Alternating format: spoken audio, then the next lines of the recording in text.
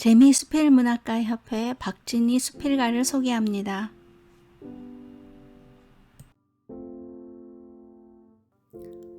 패트리샤의 퀼트, 박진희. 갓 결혼한 신부로 미국 땅을 밟고 한참 동안 나침반 없이 허우적거리며 헤매는 기분이었다. 얼마나 그러고 있어야 하는지 혼미해질 무렵 내게 손을 내밀어준 길잡이가 있었다. 교회에서 취미 활동으로 퀼트를 가르쳐주던 아름다운 금발의 패트리샤. 그녀는 신혼 시절부터 침실을 퀼트방으로 괴주해서 쓸 만큼 일찍 바느질과 재봉틀에 능숙했다. 수십 년간 퀼트 작업뿐 아니라 디자인 책도 발간하고 대회와 페스티벌에서 수많은 상을 받은 실력자였다.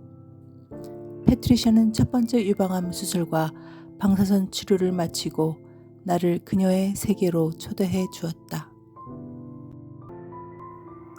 빅토리아 양식인 패트리샤의 집은 작품으로 가득 채워진 퀼트 미술관 같았다. 거실 한 벽을 차지하는 가로 4m, 세로 3m 되는 대형 작품에 압도되고 말았다. 연한 파스텔 계통의 연속적인 패턴이지만 미세하게 다른 색상으로 배치되어 편안한 기분을 주었다. 다이닝룸에는 화사롭지만 실용적인 접시받침에 작은 작품들이 있었다. 부부 침실과 손님방 그리고 두 딸의 방에는 사랑스럽고 환한 색의 침대보가 무척 세련되어 한참 동안 정신을 놓을 지경이었다. 벽에는 벽걸이가 그림으로 보는 풍경화나 정물화 이상의 독특함과 우아함을 뿜어냈다. 3층에 위치한 탁 트인 그녀의 퀼트방은 화가의 아틀리에 그 이상이었다.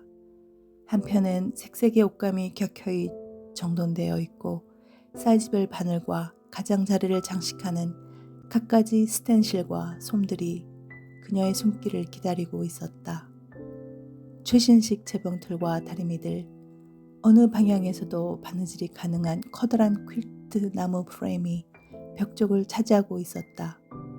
패트리샤는 특별한 디자인에 따라 손 바느질로 하기도 하지만 대체로 컴퓨터 프로그램을 이용해서 재봉틀로 완성했다.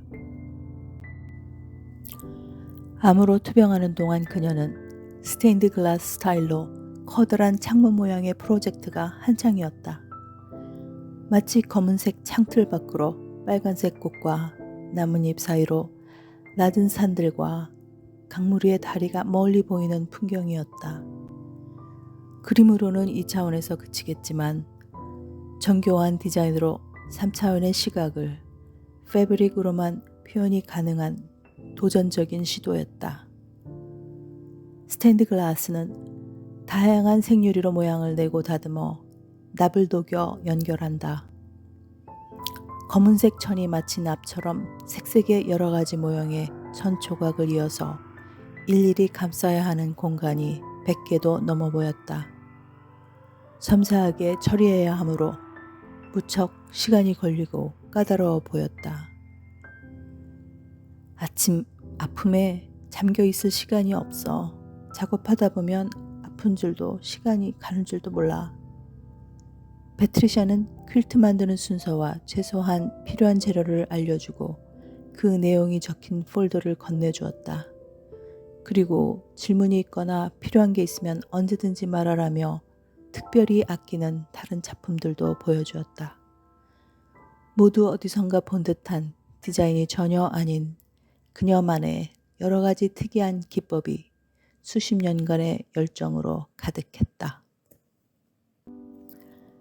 패트리샤의 영향으로 그렇게 퀼트를 시작하게 되었다. 일단 화사한 색깔의 작은 소품으로 시작해서 은은한 색으로 큼직한 벽걸이도 만들었다. 그러다가 누가 만들어 놓은 패턴을 따라하기보다는 개성 있는 작품이 하고 싶어졌다. 특히 아미시 퀼트에서 주로 보이는 와인색과 녹색을 주로 가장자리에 프레임처럼 두고 큰 모자를 쓰고 치마를 입은 소녀가 꽃바구니를 든 그림을 확대하여 9개로 배치했다. 한정된 색상이기에 중복되지 않도록 색상을 최대한 그 안에서 변형했다. 그 조각들을 일일이 손으로 이어붙여 앞면을 완성했고 중간에 퀼트 솜을, 뒷면엔 초록색의 천을 대고 한 땀 한 땀 꿰맸다. 입체감을 주기 위해 꽃바구니 위에 꽃자수를 놓다 보니 6개월이나 걸렸다. 가로 2m, 세로 3m에 이르는 천을 모두 손바느질로 홈질하면서 주로 쓰이던 오른쪽 엄지와 검지는 어느덧 지문이 없어지고 딱딱한 못이 박혔다.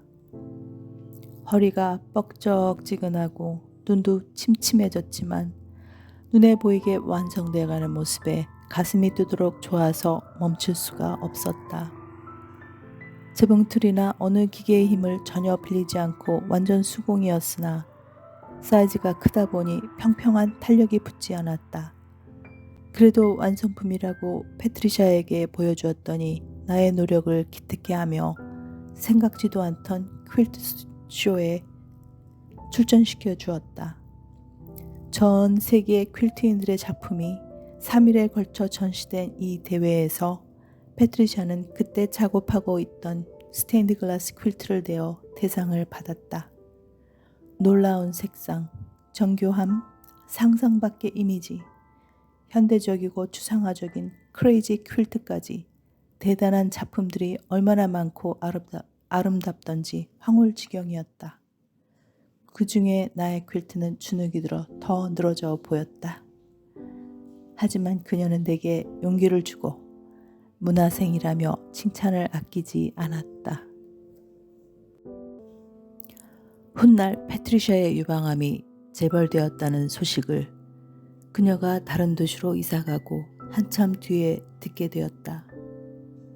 두 번째 항암 치료를 거부하고 남편과 킬리만자로 등반을 떠났단다.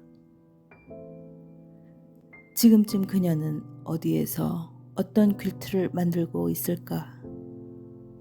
행복과 고통이 정교한 무늬를 이루고 시련도 그 무늬의 재료가 되어 마침내 무늬가 완성됐을 때 우리는 기뻐하게 된다는 아메리칸 퀼트의 대사가 늘 생생하다.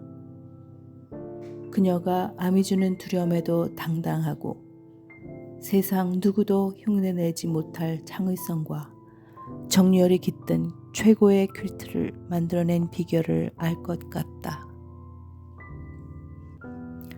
우리가 살아가는 조각보가 이어져 독특한 퀼트가 완성된다. 퀼트는 어쩌면 우리네 인생 그리고 이 세상의 완벽한 메타포가 아닐까. 어떤 색상에 어떤 무늬를 이어 나갈 것인지 고민하며 서툰 바느질의 연속이었던 30대와 40대 즈음이었다.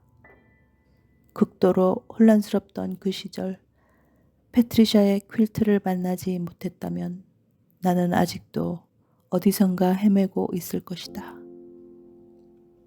덕분에 오늘도 완성품을 기대하며 나름의 무늬를 만들어 어제와 내일의 조각을 이어간다. 제이미 스필 문학가 협회의 박진희 스필가의 작품 패트리샤의 퀼트를 소개했습니다. 글 낭독 그림 퀼트 박진희 스필가였습니다. 감사합니다.